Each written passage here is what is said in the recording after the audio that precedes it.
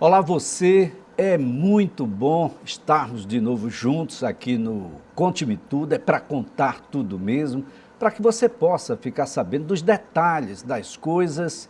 E a gente vai falar sobre um tema que é, quando a gente é estudante, a gente sonha com aquilo. Quando a gente termina o estudo, a gente chega quase ao desespero, porque a gente precisa daquilo. Se você casa, não, isso é determinante para se manter casado. Se você não casa, mas quer uma viagem, quer curtir a vida, olha, fundamental.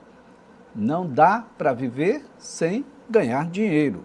E a forma que tem o cidadão comum de ganhar dinheiro é estar associado a um trabalho, da maneira formal ou de maneira informal. O que é um trabalho formal?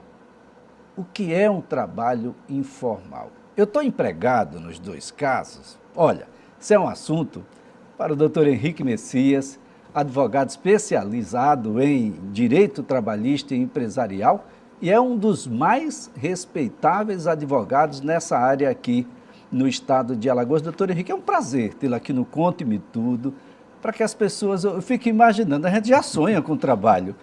Tem gente que sonha com emprego, e aí a gente vai colocar umas aspas nesse emprego que eu acabo de falar. Verdade, Elias. Agradeço demais, Elias, pelo convite. É uma satisfação e uma honra estar aqui no Conte-me Tudo e poder compartilhar alguns minutos desse bate-papo contigo, principalmente levando informação importante, informação interessante para aqueles amigos que nos acompanham. Olha só, quando a gente é pequenininho, doutor, olha, eu gostaria de ser médico, gostaria de ser advogado, gostaria de ser aquilo, e aí a gente vai crescendo, as coisas vão tomando um formato, a gente vai estudando, às vezes experimenta umas coisas, não gosta, vai para outras, etc. E tem as novas profissões que estão aí, tem inteligência artificial chegando aí, acabando com umas, criando outras, mas o fato é que a gente vai trabalhar. Sim. E durante um período aqui do país, criou-se uma ideia de que a gente é americano, que a gente pode fazer dinheiro e que você não precisa necessariamente estar na formalidade. E a ideia é que a gente converse um pouco aqui sobre formalidade no trabalho, no emprego no Brasil e informalidade. Dá para a gente viver como brasileiro na informalidade por resto da vida? Elias, veja, me permita, antes disso, a gente fazer uma grande distinção para o público que nos acompanha. Trabalhar, todos vamos trabalhar, à exceção daqueles que são herdeiros e tiveram essa sorte na vida. Mas todos vamos trabalhar. Mas trazendo para a nossa realidade do direito do trabalho, o direito do trabalho, lá nos capítulos iniciais de um curso de direito do trabalho, por exemplo, ele traz para a gente a mensagem de que trabalho é gênero, trabalho é grupo, trabalho é um coletivo. E dentro desse trabalho, Elias, a gente tem uma série de espécies, a exemplo do trabalhador autônomo, a exemplo do estagiário e a exemplo do trabalhador empregado. O trabalhador empregado, Elias, é aquele que tem a sua carteira de trabalho assinada, portanto, ele tem resguardado todos os direitos que estão assegurados ao trabalhador empregado. Os direitos que estão previstos na nossa consolidação das leis do trabalho são assegurados tão somente para os empregados, para os trabalhadores formais. A gente até brinca, Elias, que a consolidação das leis do trabalho não se aplica a todos os trabalhadores. A CLT, ela se aplica tão somente aos empregados, que são representam um tipo desses trabalhadores do gênero trabalho. Mas aí a gente traz para a questão do informal, do formal, do seletista, do MEI, etc. Quais são as distinções? Quais são as consequências? Quais são os direitos e deveres? Interessante falar sobre isso. A gente evoluiu bastante nesse sentido. Sim, é claro que ainda não acompanhamos, porque o mundo gira o tempo todo e cria novas formas de relações de trabalho. Mas, aliás, relações de trabalho movem o mundo. Sim. O mundo capitalista, a pretensão do mundo socialista, a utopia do mundo comunista. Mas o fato é, relação de trabalho sempre foi o grande elemento das sociedades. Sim. No nosso caso, uma sociedade de consumo, nós já tivemos aquele trabalho que era o trabalho formal, propriamente dito, com as categorias estabelecidas, e não se mudava disso, e fora disso, não era trabalho formal. Sim. Todo o resto era informal. Mas a gente acabou com algumas profissões. algumas relações, imaginar home office, essa palavra nova que veio em inglês para todos, mas que trabalho em casa era coisa de preguiçoso até um tempo atrás, doutor. Com certeza, Elias. Era coisa de preguiçoso até o momento em que aconteceu a pandemia, né? Até março de 2020, quando tudo fechou, e houve a necessidade de que os trabalhadores continuassem a prestação de serviço, mas em lugares diferentes, distintos. A necessidade do afastamento do contato das pessoas, do distanciamento social, e aí a gente teve a realidade do home office, do teletrabalho, que já era disciplinado na nossa legislação, Elias, mas a gente não tinha ainda ele sendo executado com tanta presença no nosso dia a dia. Além do home office, além do teletrabalho, a gente tem também a questão dos trabalhadores por aplicativo, né? Então, uma série de situações novas que, se a gente pensar no século passado, não existiam. No século passado, a gente está há 20 anos, 23 anos nesse novo século, né? Então, o que a gente costuma dizer é que a legislação, ou pelo menos a legislação trabalhista, ela está sempre correndo atrás da realidade, principalmente no tempo em que vivemos, com tecnologia, com aplicativos, etc. Bem, a gente evoluiu muito nesse sentido. Bom, eu falei apenas um aspecto do trabalho, mas o próprio empregador parece-me que teve que se reinventar, porque parecia uma coisa óbvia. Ou eu não confiava nos meus empregados para permitir que eles trabalhassem em casa, ou eu não confiava que, mesmo confiando neles, sem a minha supervisão, eles poderiam render o mesmo que renderiam dentro de um estabelecimento. Mas a gente sabe que, imaginar, eu não preciso mais de um grande complexo para abrigar os meus trabalhadores. Isso é redução de custo, doutor. Elias, é redução de custo. E essa realidade ela precisa ser enfrentada principalmente pelos empregadores. Elias, durante muito tempo se alimentou uma ideia de que essa relação entre o empregado e o empregador era uma relação que tinha animosidade sempre, que eram inimigos, que um defendia o seu interesse e o outro defendia o seu lado, um trabalhava, o outro pagava o salário, e a relação tem que ser sempre uma relação de extremos, de desgaste. Mas já há algum tempo, Elias, e as grandes empresas, as empresas que têm consciência social já perceberam isso, essa relação, se entende que essa relação não é uma relação de antinomia.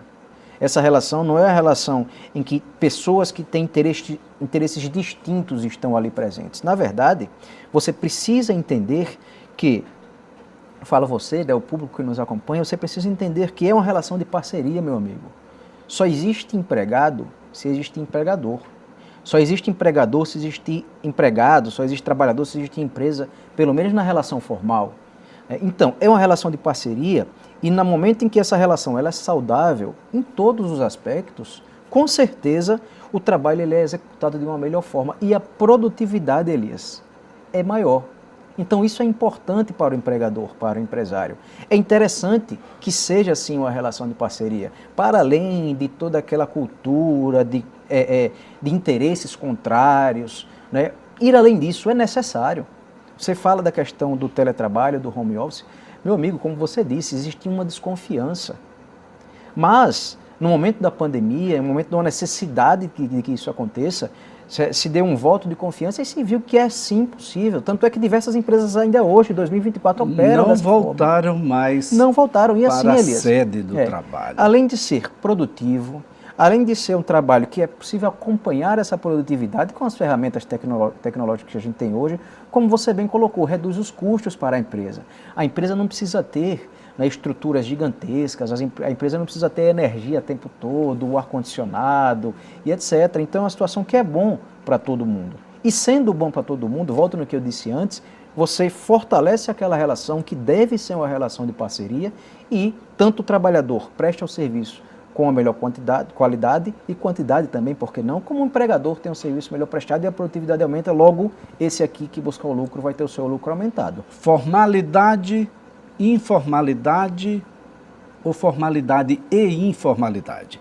Elias, eu diria que na nossa situação, né, na condição em que nós vivemos, no nosso momento histórico, melhor dizendo, a gente precisa sim ter em mente que as duas condições elas são necessárias. Vou te explicar o porquê.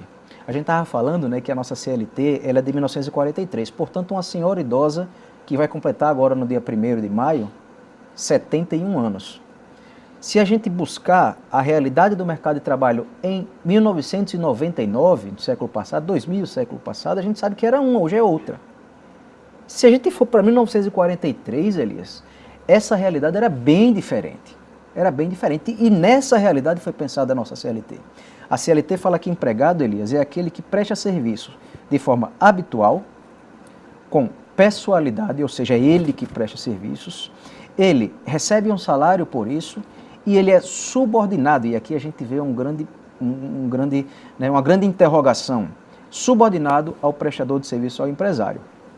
Veja, em determinadas situações essa subordinação existe? É uma pergunta que ela está sendo colocada para a nossa magistratura, para a nossa justiça do trabalho, já há algum tempo. Em algumas situações a subordinação existe, carimba-se aquela relação como uma relação de emprego, em outras ela não existe, e aí a gente vai para a informalidade. O grande exemplo disso, meu amigo, é a questão dos trabalhadores por aplicativo. O grande exemplo, existe subordinação? Esses trabalhadores são autônomos? Depende. Depende da realidade daquele trabalhador específico. Porque alguns são autônomos sim, outros não são. E essa é uma grande pergunta que precisa ser respondida. Pela magistratura, pela Justiça do Trabalho, não, meu amigo. Pelo legislador, pelo Congresso Nacional. Bem, a maior parte é MEI. Isso.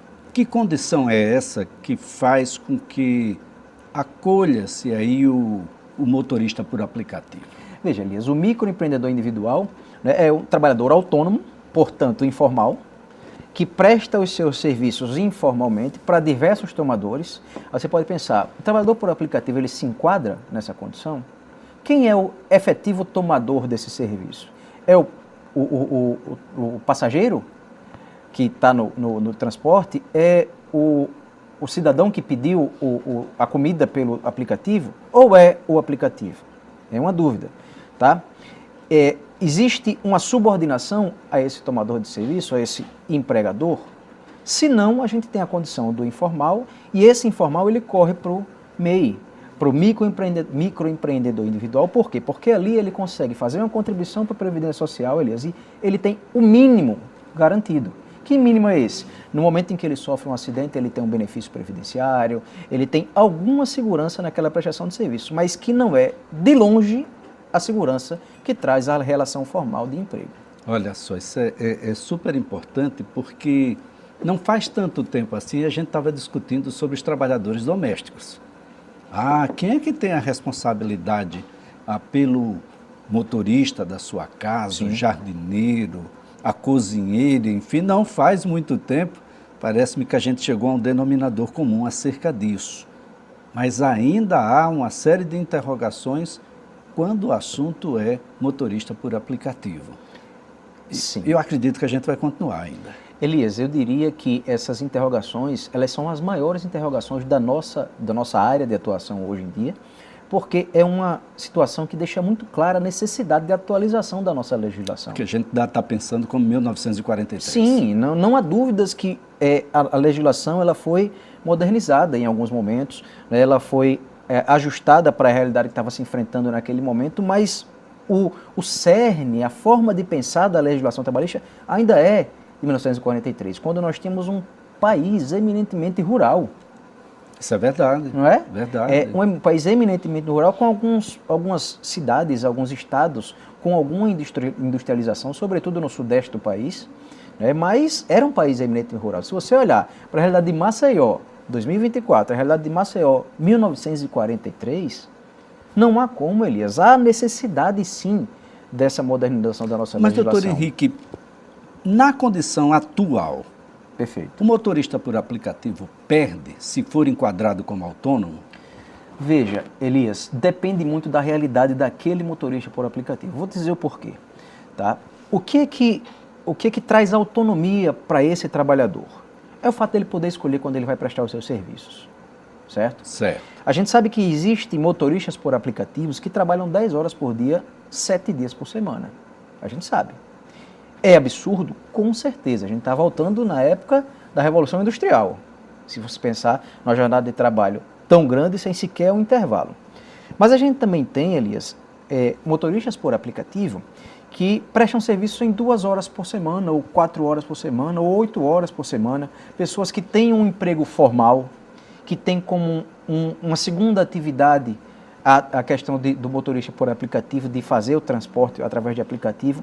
Então, a autonomia existe. Se você olhar para a relação como ela é pensada, ela existe. Ela existe. A nossa legislação, o nosso CLT, nos artigos 2º e 3º, elas trazem um conceito de empregado e empregador. E no conceito de empregador, ela diz que empregador é aquele que contrata o trabalhador. Elias, será que o motorista do aplicativo ele é contratado pelo aplicativo? É uma pergunta. O que eu acho é que a gente precisa, sim, atualizar a nossa legislação. Porque nós temos uma legislação muito antiga que, com certeza absoluta, não trata desse tipo de realidade. E a gente, enquanto operador do direito, sobretudo direito de trabalho, a gente fica tentando encaixar, sabe, Elias? Então deixa eu complicar. Complique, por favor. Vou fazer aqui, às vezes, de quem se utiliza do serviço. Sim. Quem se utiliza do serviço acha que quem contrata é o aplicativo mesmo, porque ele pede um destino, sim, mas não escolhe o motorista. Perfeito, Elias. Veja, o contratante, ou melhor, a pessoa que utiliza do serviço, não vou falar a palavra contratante, né, ela não tem essa percepção, certo? Mas, ainda que ela não tenha essa percepção, quem está usufruindo diretamente do serviço é ela, ainda que pontualmente. Né? Existe, pensando na nossa legislação, existe um valor que é pago pelo aplicativo ao trabalhador? Existe? Existe. Que é o repasse. Que é o repasse. Exatamente. Tá? Da quantidade que ele quer. Da quantidade que ele quer, porque ele cobra ali o percentual que ele quiser. Né? E o percentual que ele institui, aquele percentual aumenta, diminui. Isso também precisa ser modificado? Elias, tem que ter regras, sim, para isso? Com Mínimo certeza, e máximo? Com certeza. Isso eu não posso fazer uma corrida em que eu levo prejuízo. Não pode. Elias, essa necessidade de regulamentação ela é premente, é urgente, necessária. Não é possível que você faça uma corrida do aplicativo e o aplicativo, por exemplo, leve, sei lá, 70% do quanto o usuário do aplicativo pagou. Não é possível, não é razoável. Principalmente hoje, em 2024. Ora, gente, a gente não está vivendo uma realidade do século passado. Primeira metade do século passado, onde as pessoas tinham